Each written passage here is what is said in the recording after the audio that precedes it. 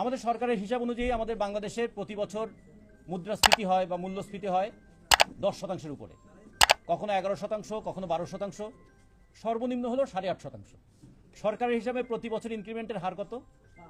5%। তার মানে প্রতি বছর আমাদের যে কোনো সরকারি কর্মচারী তিনি কমপক্ষে 3.5% করে তার বেতন হারান। মানে গত বছর যে জিনিসের দাম 100 টাকা, একদম সিম্পল অ্যারিথমেটিক নিয়ে যদি আমরা হিসাব করি, ইকোনমিক্সের একদম ন্যূনতম বেসিক ধারণা যাদের আছে তারাও জানে গত বছর যদি একটা জিনিসের দাম 100 টাকা হয়, এবছর যদি মুদ্রাস্ফীতি 8.5% হয়, এই বছর সেই জিনিসটা কিনতে আমার 108 টাকা 50 পয়সা লাগবে। আমার বেতন বাড়লো কিন্তু 5 টাকা, তার মানে আমার বেতন হলো 105 টাকা, জিনিসের দামটা বেড়ে গেল 108 টাকা 50 পয়সা। ওই সুকুমার রায়ের কবিতা পড়েছিলাম না, ছায়ার সঙ্গে কুস্তি লড়ে গাত্রে হলো ব্যথা। ছোটবেলা আমরা ছায়া ধরার চেষ্টা করতাম, আমি লাভ দিলে ছায়াটা তো সরে যায়। তো দ্রব্যমূল্যটা এমন যে আমার 5 টাকা বেতন বাড়ার সঙ্গে সঙ্গে তো দ্রব্যমূল্য আরো একটু বেড়ে যায়, ফলে আমার গায়ের ব্যথা হয় কিন্তু ছায়াকে আমি আর ধরতে পারি না। ফলে প্রতি বছরই আমরা কিন্তু আমাদের মজুরি হারাই। এটা আমরা যখন শ্রমিক কর্মচারী ঐক্য পরিষদের পক্ষ থেকে আন্দোলন করি তখন আমরা শ্রমিকদের কথা বলি, সাথে সাথে কিন্তু কর্মচারীদের কথাও বলি, কারণ এই যন্ত্রণা এই বেদনাটা শ্রমিকদের জীবনে যেমন কর্মচারীদের জীবনেও তেমন। ফলে আমরা আমাদের দিক থেকে স্কপের 9 দফার মধ্যে পরিষ্কার করে বলেছিলাম যে বাজার দরের সঙ্গে সঙ্গতিপূর্ণভাবে মজুরি এবং বেতন কাঠামো নির্ধারণ করতে হবে। পৃথিবীতে 90টা দেশ আছে যারা প্রতি বছর তাদের বেতন কাঠামো পুনর্বিন্যাস করে। আমাদের শ্রম আইন অনুযায়ী প্রতি 5 বছর পরে বেতন কাঠামো পুনর্বিন্যাস করতে হয়।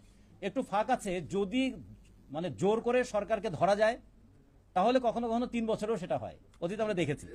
বলা আছে যে প্রতি 5 বছরে মজুরি কাঠামো পুনর্বিন্যাস হবে, কিন্তু যদি কোনো বিশেষ পরিস্থিতি হয় তাহলে তার আগেও হতে পারে। এখন মাঝে মাঝে যদি আন্দোলন করে চাপ দেওয়া যায় তাহলে 3 বছরে করা যায়, তা না হলে কিন্তু ওই 5 বছর। এবং তা যদি আন্দোলনের চাপ না থাকে, কোনো কোনো ক্ষেত্রে আমাদের 46টা মজুরি বোর্ড আছে, তার মধ্যে 29টা মজুরি বোর্ডে 2013 সালের পরে আর কোনো মজুরি পুনর্গঠন হয় নাই। কারণ সেগুলো ছোট ছোট সংগঠন, ছোট ছোট প্রতিষ্ঠান, তাদের শক্তি নাই। তার মানে সরকার নির্ভর করে শক্তির উপরে, যুক্তির উপরে নয়। যুক্তি অনুযায়ী কাজ করা উচিত ছিল। এখন শক্তি দিয়ে কেউ যদি ধরতে পারে তার দাবি আদায় হয়, আর শক্তি না থাকলে তাহলে তাকে নিপীড়ন ভোগ করতে হয়। তা আমরা সরকারি কর্মচারীদেরকে শক্তি প্রয়োগ করতে বলি না, তাদেরকে বলি আপনারা তো প্রশাসনের অঙ্গ, আপনারা যুক্তি প্রয়োগ করবেন, তাহলে সরকার নিশ্চয়ই যুক্তি মানবেন। কিন্তু সরকার যদি যুক্তি না মানে এবং আপনাদেরকে যদি বাধ্য করে শক্তি প্রয়োগে, তারপরে শক্তি প্রয়োগ কেন করেছেন এই জন্য প্রশাসনিক বিশৃঙ্খলা তৈরি হয়েছে, এবং বিশৃঙ্খলা তৈরি করার কারণে অসদাচরণের অভিযোগে আপনারা আবার অভিযুক্ত হবেন। ব্রিটিশরা যেমন একটা আইন করেছিল, পরিকল্পিত দুর্নীতির আইন। সেটা কি?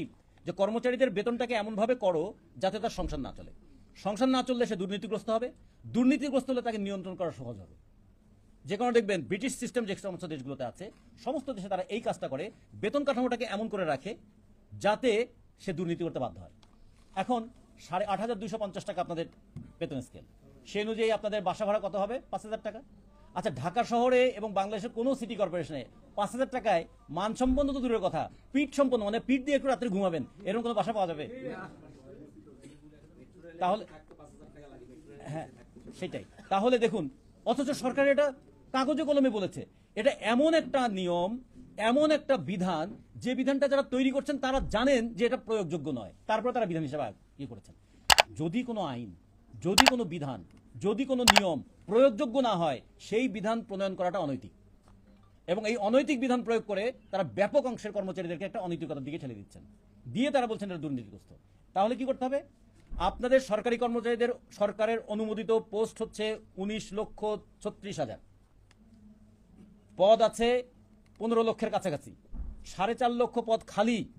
এরপরেও আবার আউটসোর্সিং করে ভবিষ্যতে আর এই সমস্ত জায়গায় যেন সরকারি কর্মচারী নিয়োগ করা না হয় সেই ব্যবস্থাটা করছে। তাহলে দেশটা একটা আউটসোর্সিং দেশ হয়ে গেল। এখন এখানে এই কথাটা বলাটা ঠিক হবে কিনা জানি না, আমরা আউটসোর্সিং করে কিছু উপদেষ্টা পেয়েছি, কিন্তু এখন তো আমাদের গোটা দেশটাকে আউটসোর্সিং করে দিচ্ছে তারা। আমরা মনে করি যে সরকারি কর্মচারীদের আন্দোলনে যাওয়াটা একটা রাষ্ট্রের জন্য, মনে করব এটা তার জন্য একটা ব্যর্থতা। রাষ্ট্র তো প্রথমেই তো এই হিসাবটা করা উচিত ছিল যে 5 বছর পর পর তো বটেই, প্রতি বছরই বাজার দরের সঙ্গে সঙ্গতিপূর্ণ করে তাদের বেতন কাঠামোটাকে পুনর্বিন্যাস করা উচিত। এটা চাইতে হবে কেন? বরঞ্চ আমরা যারা শ্রমিকরা, আমরা বলবো যে কর্মচারীদের বেতন কাঠামোর সঙ্গে সঙ্গতিপূর্ণ রূপে আমাদের শ্রমিকদের বেতন ঠিক করো। এখন ওই মালিকদের সুবিধা করার জন্য, বেসরকারি মালিকদের সুবিধা করার জন্য প্রয়োজনে সরকারি কর্মচারীদের বেতন কম করে রাখবে যাতে শ্রমিকরাও বেতন বেশি পেতে না পারে।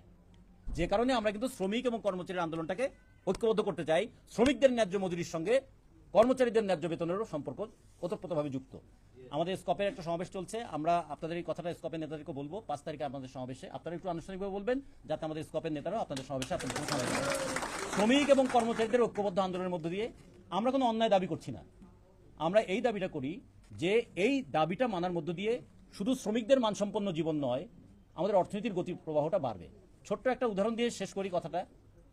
আমাদের আমলারা তারা মাঝে মাঝে বলেন যে বেতন বাড়ালে এই টাকা কোত্থেকে দেব। টাকা আমলারা তৈরি করে না, টাকা তৈরি করে শ্রমিক, টাকা তৈরি করে কৃষক, আর বৈদেশিক মুদ্রা আহরণ করে আমাদের প্রবাসী শ্রমিকরা। টাকা তৈরি করে শ্রমিক কিভাবে? 200 টাকার কাপড় কেটে যখন সেটাকে শার্ট বানায়, সেটার দাম যখন 600 টাকা হয়, 200 টাকাকে 600 টাকায় রূপান্তরিত করে কে? শ্রমিক। তার মানে এই 400 টাকা হচ্ছে ভ্যালু অ্যাডিশন করা।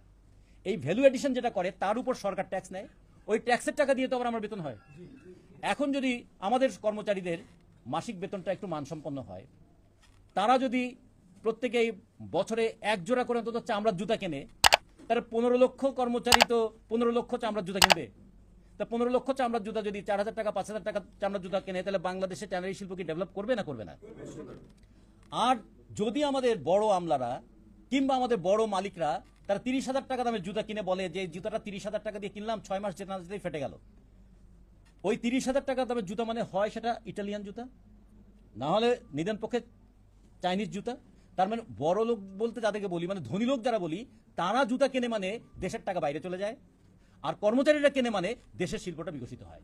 ফলে কর্মচারীদের মজুরি বৃদ্ধির সঙ্গে দেশের ক্রয় ক্ষমতা বৃদ্ধি, দেশের ক্রয় ক্ষমতা বৃদ্ধির সঙ্গে দেশের উৎপাদন বৃদ্ধি, দেশের উৎপাদন বৃদ্ধির সঙ্গে দেশের সামগ্রিক একটা অর্থনৈতিক বৃদ্ধিটা যুক্ত হয়ে আছে। ফলে শ্রমিকদের বেতন বাড়ালে দেশের সমস্যা হবে না, শ্রমিকদের বেতন বাড়ালে বরঞ্চ দেশের অর্থনীতির গতিটা বাড়বে। আমরা এই জন্য আপনাদের এই বেতন বৃদ্ধিটাকে বলি না, আমরা বলি অর্থনীতির সঙ্গে সঙ্গতিপূর্ণ করে আপনাদের জীবনযাত্রার মান উন্নয়ন করা। আপনাদের জীবনযাত্রার মান উন্নয়ন করার সাপেক্ষে আপনাদের মজুরিটা পুনরুদ্ধার করা উচিত। আর একটা কথা বলে শেষ করি, এই ঢাকা শহরের চারপাশে 2023 সালে সরকার বলল যে 2800 একর খাস জমি দখল হয়ে আছে। আমরা তখন একটা আমাদের সংগঠন সংস্থানিক শ্রমিক ফ্রন্টের পক্ষে হিসাব করেছিলাম, তাতে প্রায় 9000 বিঘা জমি হয়। 9000 বিঘা জমিতে আমাদের এখানে প্রায়, যদি সমস্ত স্পেস ঠিক রেখে সিটি কর্পোরেশনের নিয়ম অনুযায়ী, তাহলে এখানে 45,000 অ্যাপার্টমেন্ট করা যায়। 45,000 অ্যাপার্টমেন্ট করলে সেখানে প্রায় আমাদের 17 লক্ষ ছোট ফ্ল্যাট হয়। এবং এই ছোট লক্ষ ফ্ল্যাট হলে যদি 650 স্কোয়ার ফিটের ফ্ল্যাট হয়, আমরা হিসাব করে বলেছিলাম প্রত্যেকে যদি 5,000 টাকা করে মাসে তারা এটা ভাড়া দেয়, 25 বছর পরে এই লোকের হাতে সরকার যদি চাবিটা তুলে দেয়, 25 বছরে সরকারের টাকাটা উঠে আসবে এবং ওই ফ্ল্যাটের মালিকানাটা সে পেয়ে যাবে। তাহলে বাংলাদেশের প্রত্যেকটা কর্মচারী যারা চাকরিতে আছে, তারা চাকরি জীবনের অবসানের পরে কোথায় যাবে, কোথায় গিয়ে তার মাথা গুজবে, এই অনিশ্চয়তার মধ্যে পড়তে হতো না। তারা নিজেদের মাসিক যে মানে বাসা ভাড়ার টাকা, সেইটাকে দিয়ে 20 বছর পরে নিজের একটা বাড়ির মালিক হতে পারতো। যদি খাস জমিগুলো ওই সমস্ত আমরা বলি অ্যাপার্টমেন্ট ব্যবসায়ীদের হাতে না দিয়ে ওইটাও যদি উদ্ধার করে আমাদের কাজে লাগানো যেত, তাহলে আমাদের আবাসনের সুবিধা করা সম্ভব। আমরা এক সময় রেশনের কথা শুনেছিলাম, রেশনের আমরা আমাদের ছোটবেলাতে আমরা রেশন তুলেছি। দ্রব্যমূল্যের সঙ্গে সঙ্গতিপূর্ণ জীবনযাত্রা না করতে পারলে তো রেশনের ব্যবস্থা করা, চিকিৎসার ব্যবস্থা করা, শিক্ষার ব্যবস্থা করা, এগুলো দাবি তো আমরা করি, কিন্তু সবচেয়ে বড় দাবি হচ্ছে ন্যায়সঙ্গত মজুরি কাঠামো নির্ধারণ করা। ফলে সেই মজুরি কাঠামোর জন্য আপনারা বেতন কাঠামোর জন্য লড়াই করছেন, এই লড়াইয়ের সঙ্গে আমরা একমত পোষণ করি এবং আমরা মনে করি আপনাদের এই আন্দোলনটা দেশের সামগ্রিক অর্থনীতির স্বার্থেই এই আন্দোলনটা আপনারা করছেন। প্রথমত হয়তো আপনার নিজের বেতন বাড়বে, কিন্তু বাস্তবে এটা গোটা দেশের অর্থনীতিকে গতিশীল করবে। আপনাদের আন্দোলনের সঙ্গে আমরা একমত। আপনাদের আন্দোলন দীর্ঘদিন।